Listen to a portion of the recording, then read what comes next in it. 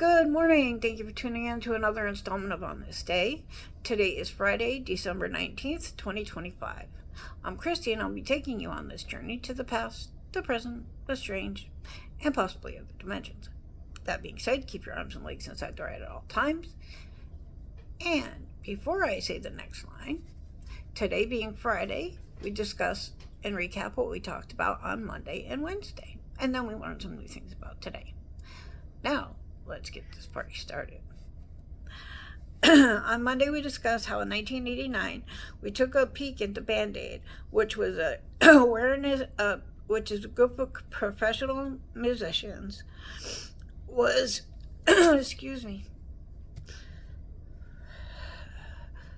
was raising awareness and funds for relief. With their single, Do They Know It's Christmas, for the famine in Ethiopia. It was number one on the UK charts. In 1979, Pink Floyd started a 5-week run at the top of the UK charts with Another Brick in the Wall, Part 2.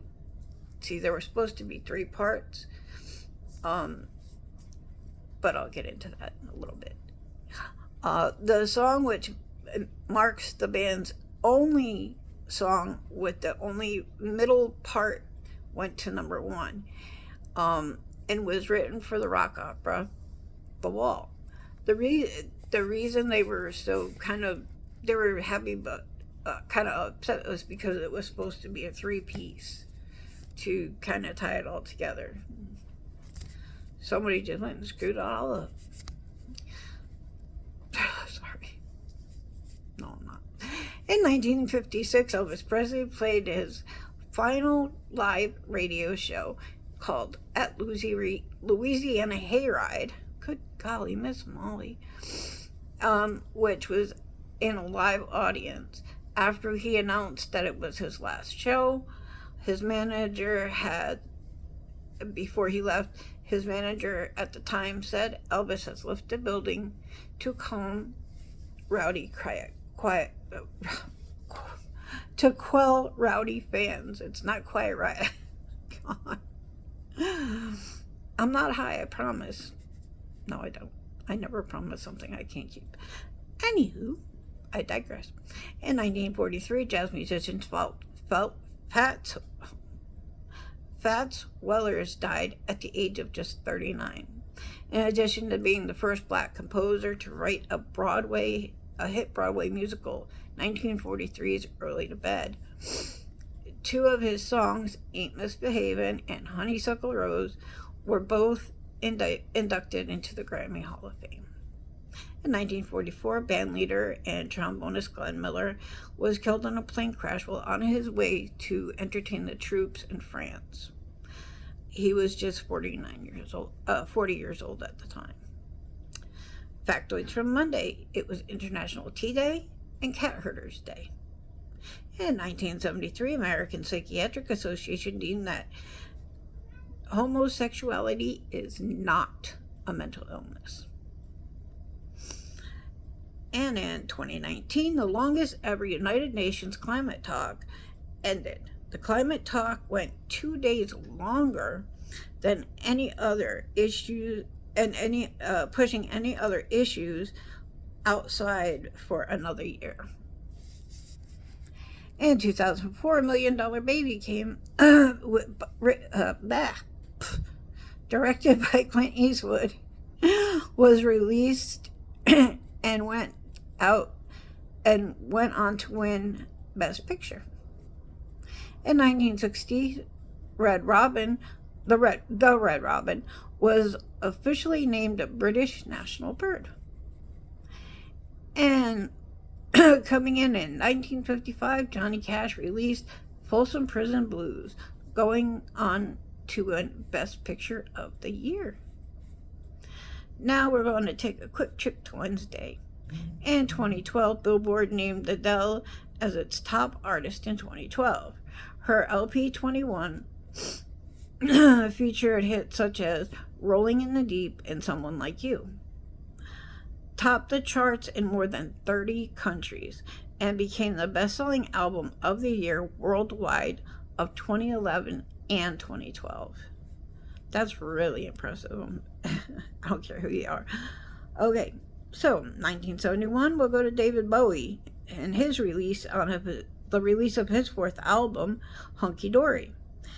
It was different from his previous records in that it became softer and more piano-driven and melodious, as heard in Changes and Life on Mars. In 1982, Karen Carpenter played her final appearance at the Buckley School in LA for approximately 50 children, including her twin godchildren. She would die several weeks later. Yeah, that's kind of a bummer one. 1973, we go to Slade, went on to score their sixth number one in the UK with Merry Xmas Everyone. It sold over 1 million copies on its release and went on to become a British staple. In 1962, Bob Dylan arrived in England for the first time after being invited by director Philip Seville after catching his performance while he was in New York, and he invited him back to Australia, to England, to be in a BBC television show called Madhouse on Castle Street. It was Dylan's first time outside of America. Wednesday factoids. It was known as Brothers Day. Oh, Wright Brothers Day. And Maple Syrup Day. What the frick? Stop it. Sorry about that. Yeah, Maple Syrup. In 1989, The Simpsons first aired on Fox TV with the title show called Simpsons Roasting on an Open Fire. In 2024, a 7.3 magnitude earthquake struck Vanuatu, killing 14 people and causing widespread damage. In 2019, Australia recorded its hottest day on record at 105 degrees across the country. In 1986, American mafia hitman Richard Kuklinski was arrested at a roadblock after an FBI agent who was undercover hired him to do a hit and gave him cyanide pills to kill the person with. And after finding out that the cyanide pills were fake, he changed his mind on doing the hit, and as he was going home, he got stopped by a roadblock and was arrested. I'm sorry, that's called a setup. I mean, yeah, what he wasn't doing was right, but hell, don't do somebody like that. That's not right. Anyhow, that's just my opinion. In 1965, the Houston Astrodome opened. The Astrodome was the world's first multi-purpose sports arena, and their first ever event was a concert with Judy Garland and the Supremes. In 1903, Orville Wright made the first airplane fly in Kitty Hawk, North Carolina. The plane was also named the Kitty Hawk, just an FYI. And the aircraft flew for 850 feet in 1 minute. Hey, gotta start small sometimes. Take the wins where we can get them. In 1970, the Aztec sun was found in Mexico City. Wait, what? How did it get to Mexico City from? Never mind. The stone feature. It didn't give me that information. I need answers. I need answers. Somebody give me answers. Anyhow, okay, I'm a little high. The stone featured markings that indicated how the Aztecs regard I'm sorry. They are the Aztecs in regards to their beliefs about the universe, the sun, and the link between various ideologies such as warfare. Now, on to Friday. Oh, that's today, 12/17. Let's check out some history of music. Today in 1981, ABBA scored their 7th chart-topping album in the UK with The Visitors, while also showcasing brand new technology. The Visitors marked one of the first records to be digitally recorded and mixed, as well as being one of the earliest titles to be released on CD the following year. For nearly 40 years, The Visitors also remained ABBA's final album before they reunited in 2021 with the release of Voyage.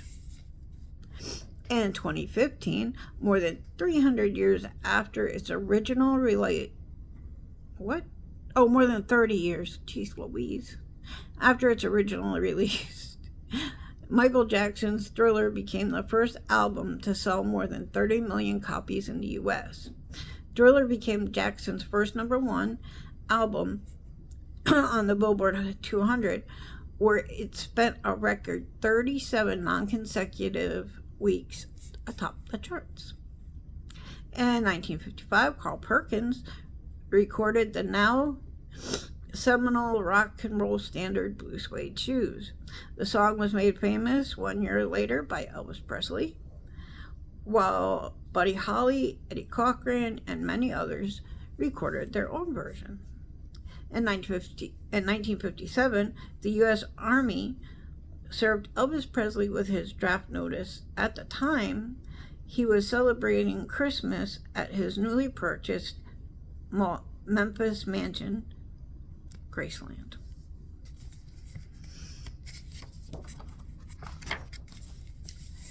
And it's time for some fun with facts.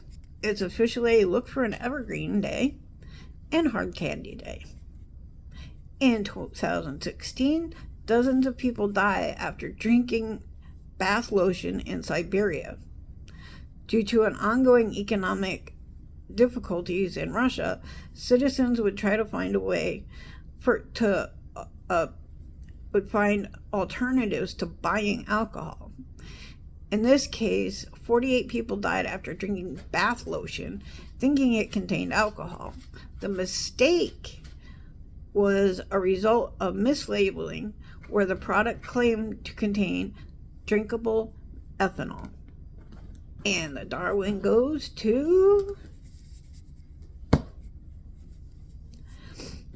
In 2012, South Korea elected Park Geun-hye as the nation's first female president. In 2021, The Fellowship of the Rings, the first one in the series, was released in theaters. The movie made $47 million during its opening weekend and $871 million worldwide. And in 1903, the Williamsburg Suspension Bridge opened, connecting Brooklyn and Manhattan. It held the record for the longest bridge span for its first 21 years. Time to be questioned. Question: what's a group of crows called? Answer: a murder. Follow-up question: what are two crows sitting together called? Attempted murder.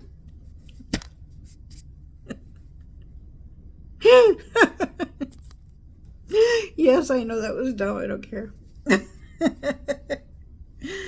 Question: what animal has the most powerful bite? Aside from my cat, the Nile crocodile. Question: what animal has the longest lifespan?